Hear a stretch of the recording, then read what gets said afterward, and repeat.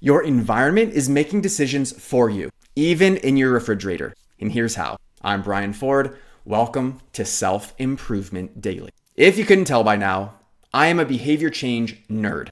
I'm obsessed with understanding the factors that go into influencing behavior. It's fascinating to observe how the design of life around us plays out and how our unconscious mind interacts with things to make decisions. A ridiculous example of this happened last week when I was putting some food in my refrigerator. I'd just gotten back from the store and I had a pre-wrapped salad kit.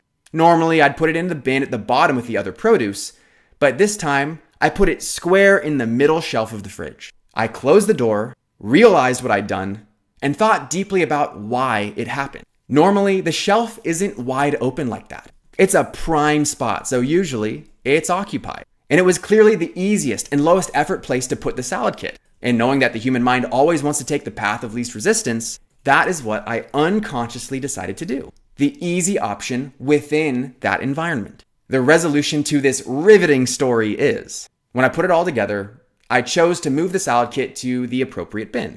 And that's because at any moment, we can use conscious will to overcome the design of our environment and our unconscious tendencies. But that requires that we're aware of what's happening. Otherwise, we're blindly susceptible to the way things are set up around us. Here are some other arbitrary household examples of the unconscious force that is environmental design. When you're in your living room, you choose to sit on the couch. And that's because it's the obvious, comfortable choice, especially when compared to sitting on the floor or on a table. Yet, we don't consciously choose to sit there, we naturally do. Or when you enter a dark room, you automatically flip on the light. Why? So you can see. But more importantly, because being able to see is the safer thing to do, and you're at less risk for injury. And also because it makes whatever you're trying to do easier, so you waste less energy trying to do it. Like I said, silly, everyday examples that are almost too obvious to make a meaningful point. But that's exactly it.